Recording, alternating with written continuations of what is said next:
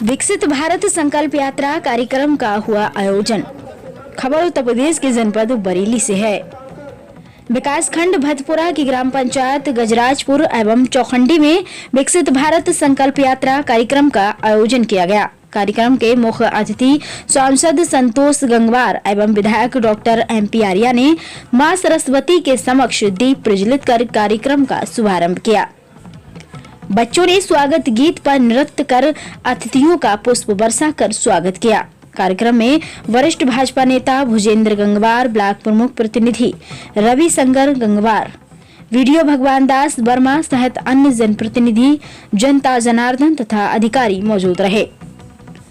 समस्त विभागों से आए अधिकारियों एवं जनप्रतिनिधियों ने बताया कि केंद्र सरकार द्वारा चलाई जा रही योजनाओं को जन जन तक पहुंचाने के लिए सरकार द्वारा विकसित भारत संकल्प यात्रा कार्यक्रम चलाया जा रहा है, जिसमें सरकार द्वारा चलाई जा रही योजनाओं से छूटे हुए पात्र व्यक्तियों को चिन्हित कर जन कल्याणकारी योजनाओं का लाभ दिलाया जाएगा। विकसित भारत संकल्प यात्रा कार्यक्रम के तहत गाँव-गाँव जाकर जनता को जागरूक किया जा रहा है। कार्यक्रम में भारत देश को 2047 तक आत्मनिर्भर विकसित राष्ट्र बनाने की शपथ दिलाई गई। 5 लाख तक का आपका इलाज मुफ्त, और वर्तमान में जो सरकार ने निर्देश दिए हैं वो 6 यूनिट का राशन कार्ड, 60 वर्ष की आयु पूरी करनी हो या सूची में नाम हो, उस सबके आयुष्मान कार्ड बनेगा और उसकी फीस निर्धारित है मात्र 30 रुपया। आप उसको ऑनलाइन करा दीजिए, पंचायत घर पर वो फीस निर्धारित है 30 रुपया। आपको कहीं बाहर जाने की आवश्यकता नहीं। आज सरकार संभव हो पा रहा है कि मोदी जी ने आम आदमी की बात को समझा और उसके हिसाब से काम किया। और इसलिए चाहे आयुष्मान कार्ड हो, 5 लाख रुपए तक का मुफ्त इलाज हो, और अब हमें ध्यान है बहुत पहले अखबार में आता था अगर किसी की हम राहत सहायता देते थे 2 रुपया, 5 रुपया, 10 रुपया, और अब हर किसान के खाते में हर 6 महीने में 600 रुपए की धनराशि जाती है और बिना किसी रोक टोक के नहीं जाती है, सीधे जाती है खाते में, कोई इसमें बदलाव नहीं होता। ये वास्तव में तभी संभव है कि मोदी जी आम आदमी की समस्याओं को समझते हैं, उसके हिसाब से करते हैं। और एक उससे बड़ा एक काम और दुनिया का मिसाल है हमारा देश। हम 80 करोड़ लोगों को बीते 2-3 साल से और अब आगे फिर 5 साल तक मुफ्त अनाज देंगे, और 80 करोड़ लोगों को गरीबी रेखा के नीचे जो लोग हैं सबको मुफ्त अनाज मिल रहा है। हमको लोग कहते ये हैं कि साहब ये अनाज क्यों बांट रहे हैं आप? ये लोग अनाज जो ले जाते हैं कुछ तो बेच देते हैं। हमने कहा बेच नहीं देते। आपको ध्यान होगा कोरोना की शिकायत हुई दुनिया में, हर छोटे बड़े को कोरोना की शिकायत हुई। हमारा ही एक देश ऐसा था कि जहाँ पर बीमारी का असर की हमने रोकथाम भी करी और हमारे यहाँ भूख से किसी की मृत्यु नहीं हुई।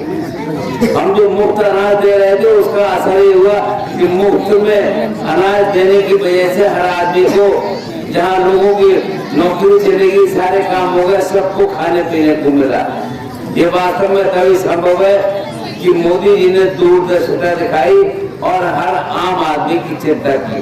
बाकी जो सारी बातें हैं वो सब आप समझ रहे हैं और सुन चुके हैं।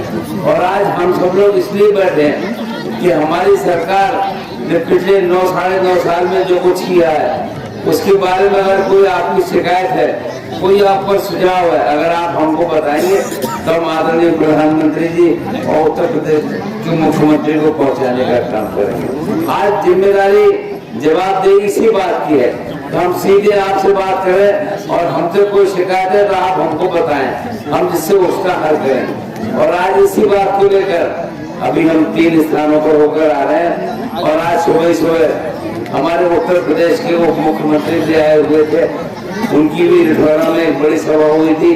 आज हम इसी बात के लिए सचना जा रहे हैं कि भाई हमारी कोई कमी शिकायत है तो आप हमें बताएं, उसका हम समाधान करें।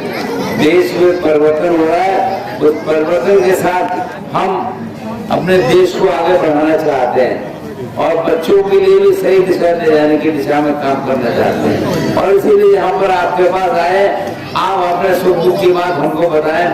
कोई सुझाव ऐसा है कि अगर आवश्यक है तो हम उत्तर प्रदेश के मुख्यमंत्री और अपने देश के प्रधानमंत्री को देने का काम करेंगे, तो उसका हल करने का काम करेंगे। तो यहाँ पर प्रत्येक भाइयों और बहनों, हम जवाबदेही के साथ काम कर रहे हैं। हमारे मोदी जी और योगी जी आम आदमी के हित की बात कर रहे हैं और कैसे हम एक सही दिशा में मिलकर काम कर सके, ये हमारी रुचि का विषय है। तो मैं अधिक न बोलते हुए आप सब लोग यहाँ पर काफी देर से मौजूद है, हमको आने में यहाँ पर कुछ देरी हो गई, तो इसलिए उसकी हम क्षमा भी चाहते हैं। पर ये अवश्य है कि अगर ये इस प्रकार की बैठकें होती रहेंगी और आप अपने सुख दुख की बात हमको बताते रहेंगे, तो हम उसको सुनकर उसका हल भी करेंगे। यहाँ पर माननीय विधायक जी, माननीय प्रमुख जी, हम तीनों लोग यहाँ उपस्थित हैं और ये केवल जवाबदेही के साथ इकट्ठे हैं कि भाई आपकी वो समस्या है, उसका समाधान हम कैसे करें और आपको शिकायत का मौका न दें। मोदी की सरकार संकल्प और उसके लिए उन्होंने बहुत सारी योजनाएं चलाई हैं। उन योजनाओं का लाभ प्रत्येक व्यक्ति को मिल सके, इसके लिए सभी विभागों के अधिकारी और हम जनप्रतिनिधि भेजे गए हैं क्षेत्र में, प्रत्येक गांव में जा रहे हैं और जो उस लाभ से वंचित है उस प्रत्येक व्यक्ति को ढूंढ कर लाभ दिलाने का काम हमारी सरकार कर रही है। उन्हीं कार्यक्रमों के तहत लोगों को उन योजनाओं की जानकारी देना, जिनको लाभ मिला है ठीक है, जिनको नहीं मिल सका है उनको लाभ दिलवाना, इसके लिए प्रत्येक गाँव में हम लोग जा रहे हैं। सर, आज जो कार्यक्रम किया गया था इसके साथ में और भी कार्यक्रम हुए हैं? नहीं, देखिए बाकी कार्यक्रम नहीं है, जितने भी कार्यक्रम हैं वो उन्हीं योजनाओं के तहत हैं कार्यक्रम। जैसे गोद भराई का कार्यक्रम हुआ या आवास की चाबी वितरण का कार्यक्रम हुआ या बच्चों को अन्नप्राशन का कार्यक्रम हुआ या घरौनी वितरण का कार्यक्रम हुआ, तो जो भी कार्यक्रम है सारे के सारे कार्यक्रम उन्हीं योजनाओं का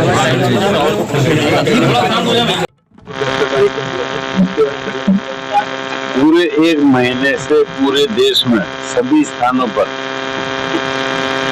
मोदी जी ने जो कुछ काम किए हैं वो लोगों के बीच में जाकर उनको बताना और लोगों के आपकी क्या राय है उसके लिए जाने की आवश्यकता है। और हम भी कई स्थानों पर होकर आए हैं, हमें लगता है कि देशवासी मोदी जी के काम करने के तौर तरीके से संतुष्ट है और वो चाहते हैं कि मोदी जी को दोबारा फिर से मौका मिले जिससे उनकी समस्या हल जाए। और इस खास बात ये सबको लग रहा है कि अब वास्तव में दुनिया में आर्थिक रूप से तीसरी बड़ी ताकत हिंदुस्तान